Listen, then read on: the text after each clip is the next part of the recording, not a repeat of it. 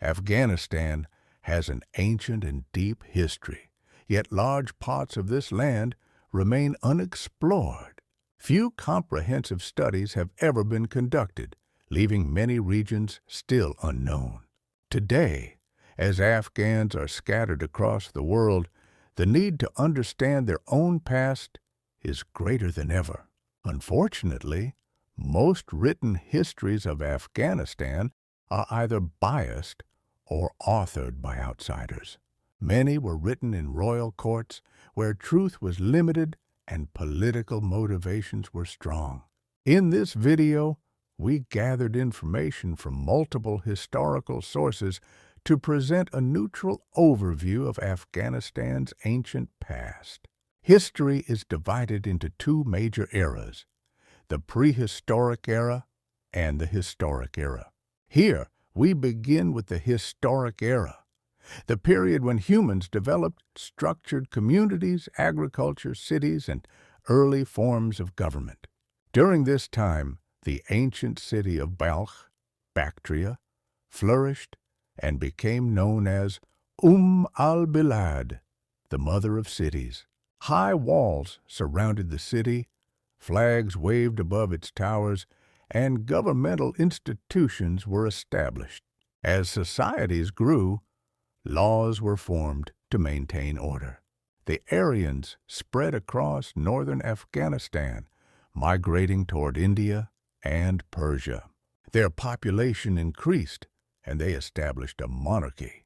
Their first king was Yama, also called Jam or Jamshid, who built Balkh as his capital. The city was square-shaped, fortified, and famous for its tall flag towers. Yama loved agriculture and carried a golden staff and a golden sickle, symbols of royalty and farming. He introduced the class of spiritual leaders and established the celebration of Nowruz, which continues today. Much of this era blends history with myth, as no written records survive. The Aryans called themselves Arya, meaning noble, and their land Aryana, the land of the noble people.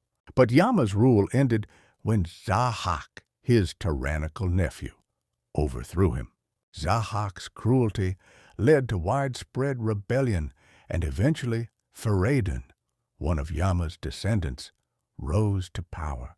His historical fortress, the ancient city of Kala-e-Feridun, still stands in Farah province. As time passed, the Pishdadian dynasty took control.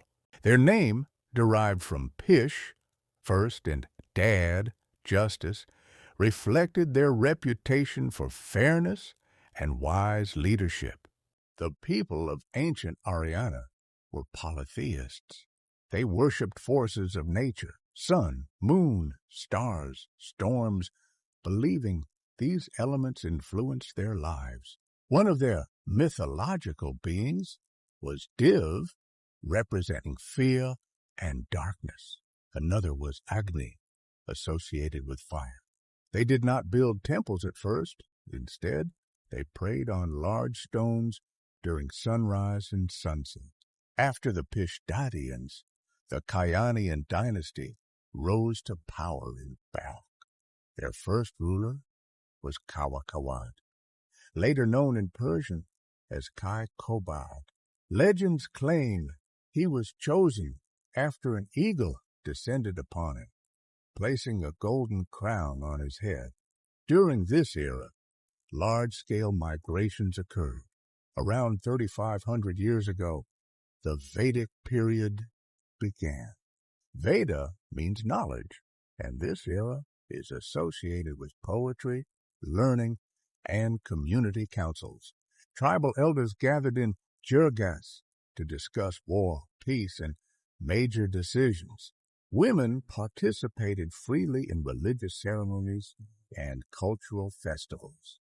After the Kayanians, the Parthians, or Parne-Pahlavi-related groups, gained power in Balkh and Bactria. This period saw major religious and social transformation. Around 2,600 years ago, Zarathustra, was born in Balkh. Coming from a noble family, he observed social conflict and linked it to religious division. He introduced a new monotheistic belief system centered on Ahura Mazda, abandoning the worship of multiple gods. King Gushtaspi of Balkh, accepted Zoroaster's teachings and ordered his scriptures to be written on 12,000 ox hides and distributed to major temples. Zoroaster later died in a battle between Aryana and the Turanian tribes at the age of 77. His holy book, the Avesta, became one of the most significant ancient texts of Aryana. Although much of it was destroyed during Alexander the Great's invasion and later Mongol attacks, 5 books of the Avesta survive today, containing rituals, hymns, and spiritual teachings based on good thoughts, good words, good deeds. Aryana remained powerful until 550 BCE, when Cyrus the Great of the Achaemenid Empire expanded eastward, conquering present-day Afghanistan and incorporating it into a vast empire stretching from Greece to India. His successor, Darius, further strengthened the empire, building administrative systems and monumental architecture across the region. Achaemenid control continued until 330 BCE, when Alexander the Great marched east. In Aryana, he faced fierce resistance, taking 4 years to subdue the region. After conquering Persia and Aryana, he advanced into India before returning to Babylon, where he died at age 32. Following Alexander's death, his generals remained in Aryana, adopting local culture and forming the Greco-Bactrian kingdom. This became a major center where Greek and Aryan civilizations blended. Meanwhile, in India, the Mauryan Empire rose. Chandragupta Maurya expanded westward, taking large parts of Aryana. His grandson, Ashoka the Great, after converting to Buddhism, promoted the religion throughout the East, influencing parts of Afghanistan. After the Greco-Bactrian era, several independent states emerged: the Sakas, Scythians, in the Pamir region, the Kushans, originating north of the Hindu Kush, who shared ancestry with Aryan tribes, the Hephthalites, white Huns, who migrated from Gansu, China, into Tokaristan. These powers shaped the cultural and political landscape of ancient Afghanistan. The Avesta remains one of the most important historical sources for Aryana. It references rivers, mountains, and settlements that still correspond to modern Afghan geography. Aryana stood at the crossroads of civilizations: Persian, Indian, Greek, Central Asian, and became a melting pot of culture, language, and religion. Thank you for watching until the end. Stay tuned for the next episodes on Afghanistan's history. Your likes support this channel and help more people discover these videos.